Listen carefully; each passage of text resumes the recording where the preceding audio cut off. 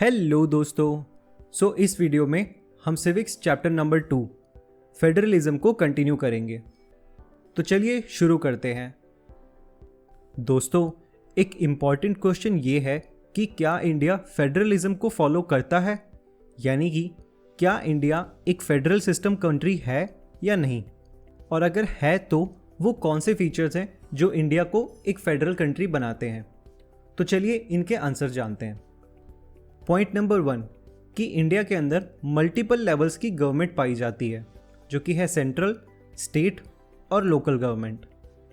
Point number 2, India के constitution में ये क्लियरली मेंशन किया हुआ है कि कौन से लेवल ऑफ गवर्नमेंट के कौन से काम होंगे, यानी कि हर लेवल ऑफ गवर्नमेंट के ज्यूरिसडिक्शन कॉन्स्टिट्यूशन में क्लियरली स्पेसिफाई है। सेंट्रल गवर्नमेंट का अलग काम है और स्टेट गवर्नमेंट का अलग काम है।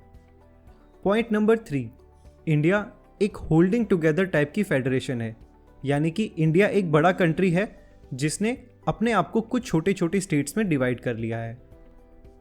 पॉइंट नंबर 4, इंडिया में किसी भी फंडामेंटल रूल को चेंज करने के लिए लोकसभा और राज्यसभा के अंदर 2/3 वोट से ज़्यादा उस बिल के फेवर में होने चाहिए। प्लस इंडिया में जितने भी स्टेट्स हैं वहाँ पर हाफ से ज़्यादा स्टेट्स में वो बिल को पास होना पड़ेगा, तब जाके वो पर्टिकुलर लॉ चेंज हो पाएगा। और फाइनल पॉइंट नंबर 5 कि अगर बाय चांस किसी केस में इंडिया में सेंट्रल और स्टेट गवर्नमेंट के बीच में डिस्प्यूट होता है तो सुप्रीम कोर्ट बीच में इंटरवीन करती है और जो फैसला सुप्रीम कोर्ट सुनाती है वो फाइनल होता है। तो इन 5 पॉइंट्स की वजह से हम ये कह सकते हैं कि इंडिया फेडरलिज्म को फॉलो करती है और इंडिया एक फेडरल कंट्री है। तो दोस्तों, इंडिया के कॉन्स्टिट्यूशन ने गवर्नमेंट की पावर्स को डिफाइन करने के लिए 3-fold डिस्ट्रीब्यूशन सिस्टम बनाया हुआ है, यानी कि इंडिया के पास 3 टाइप की लिस्ट्स हैं जिसमें यूनियन गवर्नमेंट यानी कि सेंट्रल गवर्नमेंट और स्टेट गवर्नमेंट्स की पावर को क्लियरली डिफाइन किया गया है। तो चलिए उन तीनों लिस्ट्स के बारे में पढ़ते हैं। सबसे पहली लिस्ट है यूनियन लिस्ट।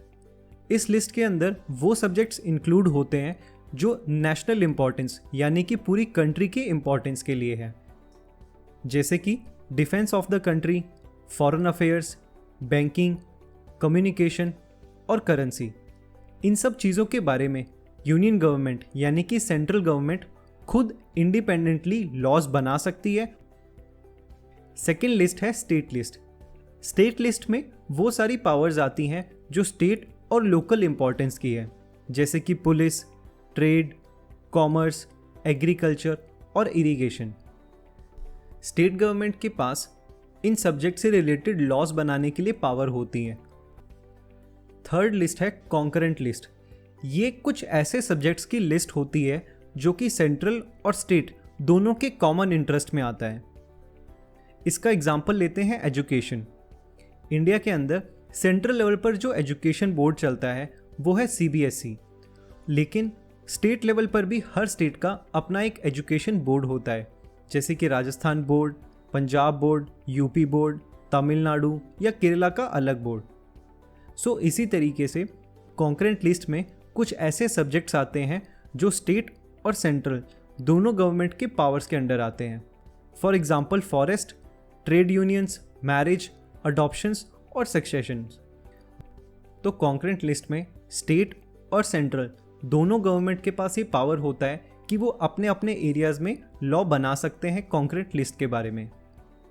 लेकिन अगर कुछ लॉज ऐसे हैं जहाँ पर स्टेट और सेंट्रल गवर्नमेंट का कॉन्फ्लिक्ट पैदा होता है तो वहाँ पर सेंट्रल गवर्नमेंट का जो लॉ होता है उसको मानना अनिवार्य है, यानी कि सेंट्रल गवर्नमेंट स्टेट गवर्नमेंट से ज़्यादा पावरफुल होती है उस पर्टिकुलर सब्जेक्ट को लेके। तो ये थी वो 3 लिस्ट्स जहाँ पर स्टेट और सेंट्रल गवर्नमेंट की पावर्स डिफाइन होती हैं।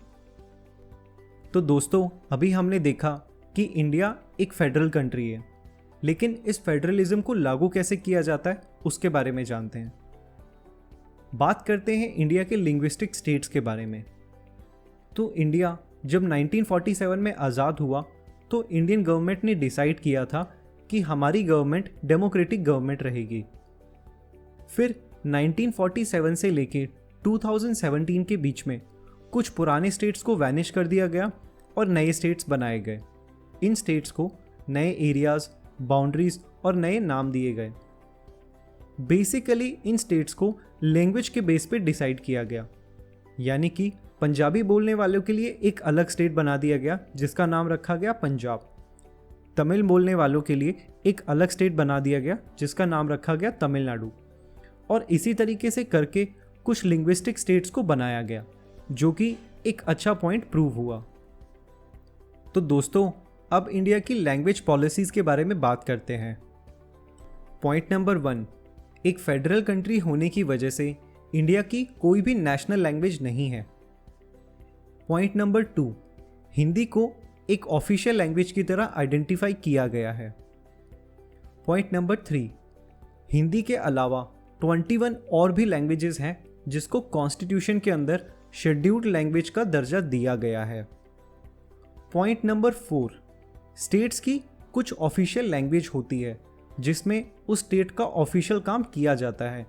फॉर एग्जाम्पल, राजस्थान की जो ऑफिशियल लैंग्वेज है वो है हिंदी, तो राजस्थान के अंदर जितना भी ऑफिशियल काम होगा वो हिंदी के अंदर किया जाएगा। अगर स्टेट गवर्नमेंट से सेंट्रल गवर्नमेंट में कुछ ऑफिशियल डॉक्यूमेंट ट्रांसफ़र होता है तो उस डॉक्यूमेंट की जो लैंग्वेज होगी वो होगी इंग्लिश। तो ये है हमारी इंडिया की लैंग्वेज पॉलिसी। सो दोस्तों, इस पार्ट में केवल इतना ही। मिलते हैं अगले पार्ट में। बाय।